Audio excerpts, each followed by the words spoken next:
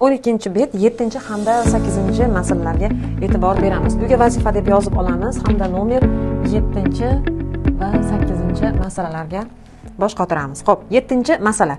Shokoladning bir bo'lagi uning qanday qismini tashkil etishini taxmin qiling. Ifodalarni hisoblang va har bir plitkaning massasi necha gram ekanligini aniqlang. Xo'p, bizga demak shokoladlarda rasmlari berilgan va har bitta plitkali shokoladning tagiga misollar berilgan. Mana shu misollarni ishlang va chiqqan javobimiz mana shu plitkalarni demak gramlarini tashkil qiladi deyapti. Xo'p, demak birinchi savolda shokoladning bir bo'lagi uning qanday qismini tashkil etishini taxmin qiling. Xo'p, bir bo'lagi. Qarang, birinchi qora shokoladimizda siz kitobingizga e'tibor berasiz, ekranda ko'rsatmadim. Demak, qarang, 1 2 3 ta bo'lak, yuqorida 3 ta bo'lak, pastga qaraganda sanaganimizda 1 2 3 ta bo'lak. Demak, 9 ta bo'lakli shokolad bor ekan. Uning bir bo'lagi, demak, 9 dan 1 bo'lakni tashkil qilar ekan. 9 dan 1 der ekanmiz. Uni mana 9 dan 1 bo'lak, bir qism deb mana bunday holatga kasr ko'rinishda yozamiz. Ya'ni 9 ta shokolad, 9 ta bo'lagidan bir qismi 9 dan 1 mana shunday qilib yoziladi. Endi bu yerda demak kasrni mana bu chiziqdan pastida mahraj deb ataymiz, chiziqni yuqorisini surat deb ataymiz. Mahrajiga dan qo'shimchasini qo'shib suratni aytamiz 9 dan 1. Keyingi shokoladimiz bo'yiga 2 ta plitkadan iborat ekan, eniga esa 1 2 3 4 mana bu qog'ozda ham, qog'ozning ichida ham bir bo'lak bor, demak 4 bo'lak. 4 kere 2 8. Bu shokoladimiz 8 bo'lakdan iborat. Uning har bitta bo'lagi 8 dan 1 ni tashkil qilar ekan. 8 dan 1. Keyingi shokoladimiz 1 2 3 4. 4 ta ekan, har bir bo'lagi 4 dan 1 ni tashkil qilar ekan. Endi biz birinchi shokoladni ostida yozilgan misolga e'tibor beramiz. 457.800 ni bo'lamiz.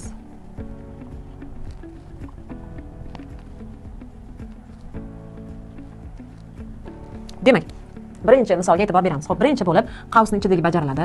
Ikkinchi bo'lib qavs tashqaridagi bo'lish, ko'paytirish amali bajariladi hamda keyin qo'shish ayirish amallari bajariladi. Demak, bizda ikkinchi bo'lib mana bu bo'lish amali bajarilishi kerak. Uchinchi bo'lib mana bu ayirish amali bajarilishi kerak. Xo'p, 1175 dan ayiramiz. 1151 ni ustun shaklda ayirib beryapman. 5 dan 1 ni ayirsak 4, 7 dan 5 ni ayirsak 2, 1 dan 1 ni ayirsak 0, 1 dan 1 ni ayirsak 0. Demak, 24 chiqdi. Xo'p, keyingisi 457.800 ni biz bo'lishimiz kerak ekan 24 ga. 45 ning ichida 24 dan 2 ta desak 48 bo'lib ketadi. Demak, bittagina ekan. 1 kere 24 24, 45 dan 24 ni ayiramiz. 5 dan 4 ni ayirsak 1, 4 dan 2 ni ayirsak 2. Endi 7 tushadi. 217 ning ichida 24 dan nechta? Agar biz shu yerda 10 ta desak 240, 9 ta desak, qarang. 9 kere 20 180, 9 kere 4 36. 180 ga 36 ni qo'shsak, demak 216. Demak 9 ta desak bo'lar ekan. 9 kere 4 36, 3 dilda. 9 kere 2 18, dildagi 3 bilan 21. Mana ayiramiz. Mana bu joyda bir qoldiq qolyapti. Endi 8 ni tushiramiz. 8 ning ichida, demak bizda 18 ning ichida 24 dan yo'q, shu sababli 0 ni yozib olamiz. Endi keyingi 0 imiz tushyapti. 180 ning ichida 24 dan nechta? Keling, biz mana bu joyda 9 ta deganimizda 216 chiqdi. Xo'p, endi 5 ta deb ko'ramiz. 5 ta. 5 kere 20 100, 5 kere 4 20, 120 bo'lyapti. Xo'p, bizda 60 oshadi. Xo'p, 7 ta deb ko'rar ekanmiz. 7 kere 20 140, 7 kere 4 28, 168 bo'lyapti. Demak 7 deb olamiz. 7 kere 4 28, ikkisi dilda 8 ni yozaman. 7 kere 2 14, dildagi 2 bilan 16. Ayiramiz. 0 dan 8, xo'p, 0 dan 8 ni ayirsak 2, mana bu joydan bir qarz oldik hamda 7 dan 6 ni ayirsak 1. Endi mana bu 0 ni tushiramiz. 120 ning ichida boya aytib o'tganimizdek 5 ta. Xo'p, 5 kere 4 20 0 ni yozaman ikkisi dilda. 5 kere 2 10, dildagi 2 bilan 12. Mana ayirsak 0. Javob 19075 ekan. 19075 dan 19000 ni ayirsak, og'zaki ayrib qolsak bo'ladi. 19075 ayrimiz 19000, demak 75 javob chiqar ekan. Birinchi shokoladimizda demak og'irligi 75 gram ekan. Ikkinchi shokoladimizda ostida yozilgan misol. Demak, birinchi amalimiz qavs ichidagi amal, ikkinchi amal ko'paytirish, uchinchi amal bo'lish bo'ladi. Xo'p, birinchi amal 18 ni qo'shamiz 17 ga. Xo'p, 10 ga 10 ni qo'shsak 20, 8 ga 7 ni qo'shsak 15, 20 ga 15 ni qo'shsak 35. Demak, 35 ekan. Ikkinchisi 142 ni 35 ga ko'paytirib olamiz. 5 kere 2 10, biri dilda. 5 kere 4 20, dildagi 1 bilan 21, ikkisi dilda. 5 kere 1 5, dildagi 2 bilan 7. 3 kere 2 6, 3 kere 4 12, ikkisini yozaman, biri dilda, 3 kere 1 3, dildagi 1 bilan 4. Xo'p, qo'shamiz. 0 7 9 4. 4970 ekan. Xo'p, endi 4970 ni biz 70 ga bo'lamiz. Qarang, bundan oldingi darsimda aytib o'tganimdek, agar tushunmasangiz videoni qayta ko'rishingizni tavsiya qilaman.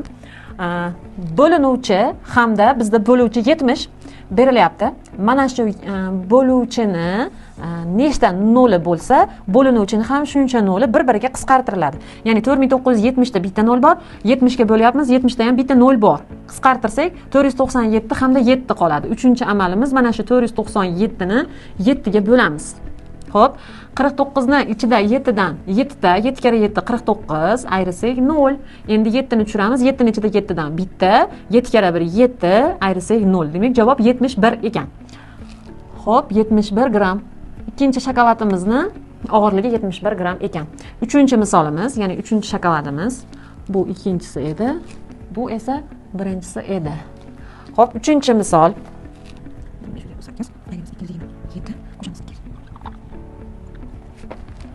Xo'p, demak, birinchi qavs ichidagi amal, ikkinchi ko'paytirish amali, uchinchi esa mana bu ayrishni bajaramiz. Demak, birinchi amal 227 ga qo'shib olishimiz kerak 294 ni. Keling, birliklar xonasidan birliklar xonasiga qo'shib ketamiz. 7 ga 4 ni qo'shsak 11, birini yozaman, biri dilda. 2 ga 9 ni qo'shsak 11, dildagi 1 bilan 12, ikkisini yozaman, yana biri dilda. 2 ga 2 ni qo'shaman, 4, dildagi 1 bilan 5. Demak, 521. Xo'p, uni 3 ga ko'paytirishim kerak. Ikkinchi amalim 521 ni ko'paytiraman 3 ga. Birliklar xonasidan birliklar xonasiga ko'paytirib yozish boshladim.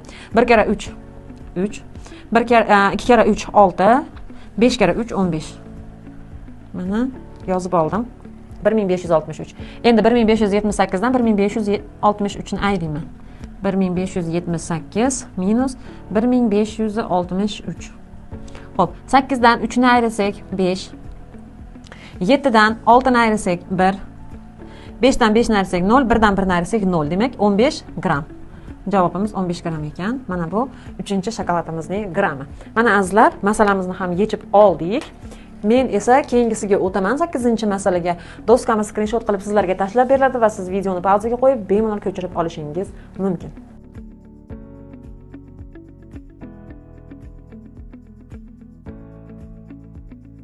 Demak, aziz o'quvchilarim, 8-masalaga yetib keldik. 8-masala. Demak, 1 kilogramm sutli shokolad tayyorlash uchun 900 ta kakao donachasi kerak bo'ladi. Bitta mevada, ya'ni bitta kakao mevasida 50 dona kakao donachasi mavjud. 3 kilogramm shokolad tayyorlash uchun qancha meva yig'ish kerak? Xo'p, biz masalani qisqacha shartini yozib olishimiz kerak. Xo'p, 1 kilogramm uchun 900 dona 900 ta kakao donachasi kerak bo'ladi. Donasi ketadi. Xo'p, endi bitta mevada, bir mevada 50 dona bor.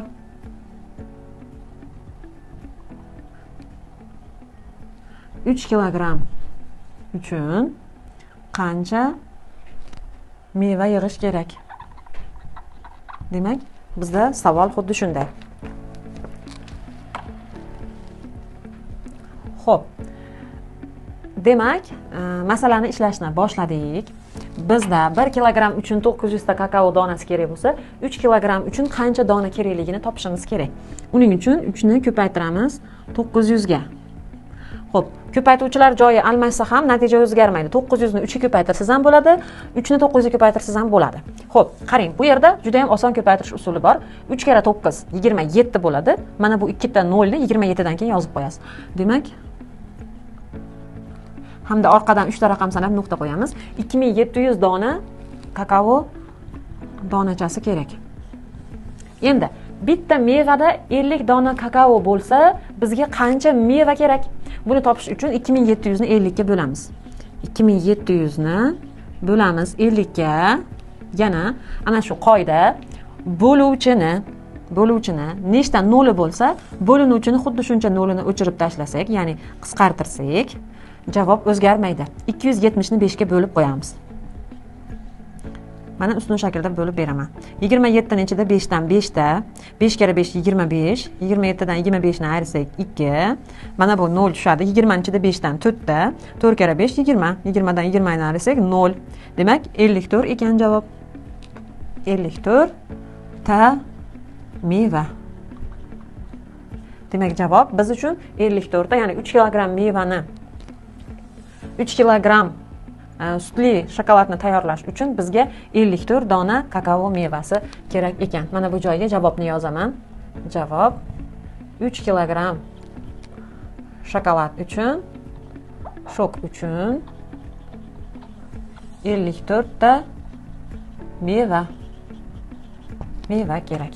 Mana aziz o'quvchilar, demak masalamizni ham ishlab oldik. Doskamiz skrinshot qilib sizlarga tashlab beriladi va siz videoni pauzaga qo'yib bemalol ko'chirib olishingiz mumkin. YouTube hamda Instagram kanallariga a'zo bo'lishni unutmang. Men sizlarni kutib qolaman. Keyingi darsda uchrashguncha xayr, salomat bo'ling.